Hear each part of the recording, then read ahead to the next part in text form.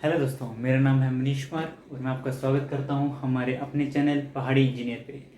तो दोस्तों, आज मैं आपके लिए टॉपिक लेके आया हूं हाइट गेज। तो आप ये मेरे सामने एक मैंने यहाँ हाइट गेज लगा रखा है, तो आप इसे देख सकते हैं। तो आज हम इसमें डिस्कस करेंगे इसकी डेफिनेशन, कंस्ट्रक्शन, वर्किंग और हाउ टू यूज़, इसके थ्रू हम मेजरमेंट कैसे लेंगे। तो दोस्तों, सबसे पहले आते हैं हम इसकी डेफिनेशन में। तो दोस्तों, height gauge is a device which is use to measure the height of any part. Height gauge हमारा एक ऐसा इंस्ट्रूमेंट है जिसे हम यूज़ करते हैं किसी भी पार्ट की हाइट चेक करने के लिए।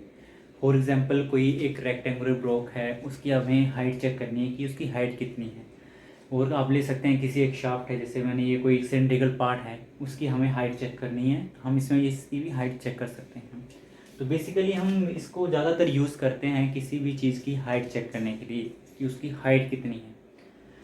और किसी चीज़ में मान लीजिए कोई स्टेप बने हुए हैं, तो हमें स्टेप चेक करने हैं कि हर स्टेप से एक दूसरे के स्टेप का कितना साइज़ है। तो वो सारी चीज़ें हम इस हाइट गेज से इजीली चेक कर सकते हैं।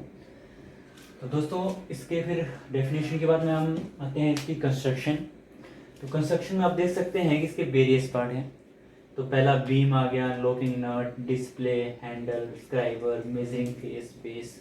तो इसके डिफरेंट पार्ट्स हैं। तो पहला आता है बीम। तो बीम दोस्तों, बीम इसका एक पार्ट है जिसके ऊपर हमारी ये पूरी असेंबली, जिसमें हमारा डिस्प्ले, हैंडल, स्क्राइबर, ये सारी असेंबली मूव करती है जिस बीम के ऊपर। उसके बाद आता है हमारा लॉकिंग नट। लॉकिंग नट एक ऐसा लॉकिंग डिवाइस है जो कि हम मेजरमेंट के टाइम यूज़ करते हैं। जब हमें किसी पार्ट की मेजरमेंट लेनी होती है तो उस टाइम हम उसे लॉक कर देते हैं उसकी पोजीशन में, ताकि वो मूव ना करें अप एंड डाउन। उसकी वजह से जब लॉक हो जाएगा ये, तो हम इजीली जो हमारी मेजरमेंट आ रही होगी हम उसे रीड कर सकेंगे विदाउट एनी फेलियर। तो दोस्तों, उसके बाद आता है हमारी डिस्प्ले। तो आप ये देख सकते हैं, ये एक डिस्प्ले है जिसमें हमारी जो मेजरमेंट आती है वो इस डिस्प्ले में हमें दिख जाएगी। मान लीजिए कोई भी आप हाइट चेक कर रहे हैं, तो किसकी जो उस हाइट की कुछ मेजरमेंट आई होगी, वो मेजरमेंट जो है हमारी इस डिस्प्ले में दिखेगी। तो दोस्तों, उसके बाद आता है हैंडल।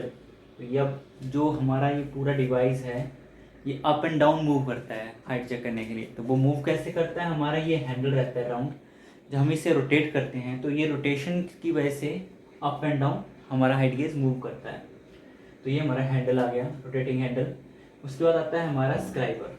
तो ये हमारा एक स्क्राइबर जो एक मेजरिंग पार्ट है, जो कि हम मेजरमेंट के टाइम इसे यूज़ करते हैं। जैसे कि आप ये देख सकते हैं कि एक ये बना हुआ है, रेक्टेंगुलर सा बना हुआ है ये हमारा स्क्राइबर।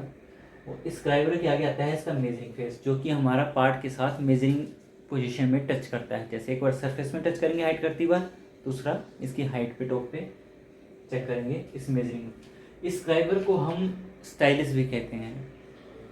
अगर आप इसे स्टाइलिस भी कह सकते हैं और स्क्राइबर भी कह सकते हैं इस पार्ट को। दोस्तों, इसके बाद आता है हमारा बेस।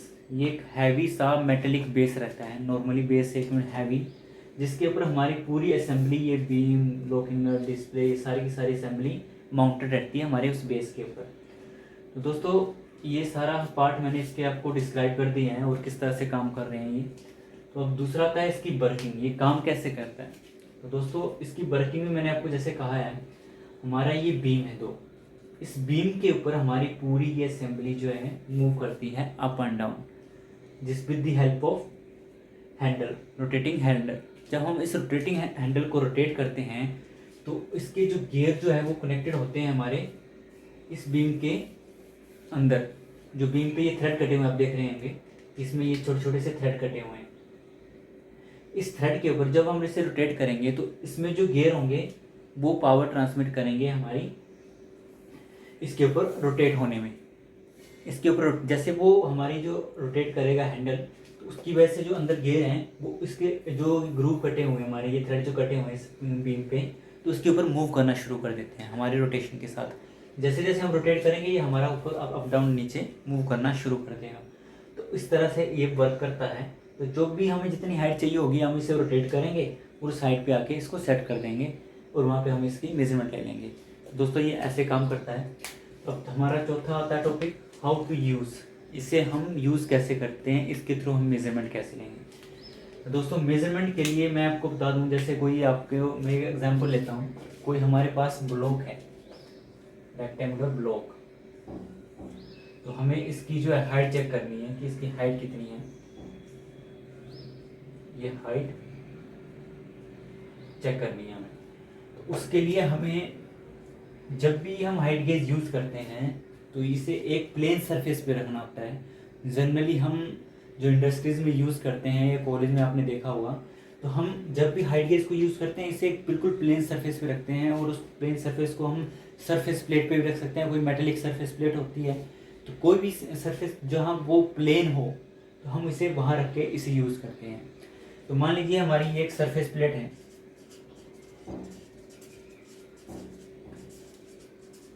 तो जिसके ऊपर हमने ये हाइट गेज रखा हुआ है। तो अभी ये हमारा एक सरफेस प्लेट के ऊपर हाइट गेज है। हमने यहाँ पे एक ऑब्जेक्ट रख दिया, मान लीजिए एक रेक्टेंगुलर बॉक्स है जो कि मैंने यहाँ ड्रॉ किया, वो हमने यहाँ रख दिया। तो हमें इसकी हाइट चेक करनी है, ये कितनी है। तो दोस्तों ये दोनों चीज़ें, हाइट भी और जो हमारा ऑब्जेक्ट है, ये दोनों हमारी इस सरफेस प्लेट के ऊपर रखी हुई है। सरफेस प्लेट इसके ऊपर रखी हुई है, सरफेस प्लेट मान लीजिए, ये जो रेड लाइट मैंने ड्रॉ की हुई है। तो इसके ऊपर ये हमारा दोनों का बेस जो अभी सेम हो गया हमारा। तो हम जब हाइट गेज को यूज़ करने से पहले इस हाइट गेज को जीरो करेंगे हमारी इस सरफेस प्लेट के ऊपर। इस हैंडल को रोटेट करेंगे, रोटेट करते ही ये हमारा हैंडल जो है, रोटेट करते ही हमारा ये पूरी असेंबली जो नीचे आएगी और ये स्क्राइबर हमारा इस सरफेस प्लेट के साथ टच कर जाएगा। ऐसे ये आपको स्क्राइबर दिख रहा होगा, ये हमारा ये टच कर जाएगा हमारा सरफेस के साथ। तो वहाँ हम इसे जीरो कर देंगे। यहाँ आप कुछ बटन देख रहे होंगे, ये छोटे छोटे से।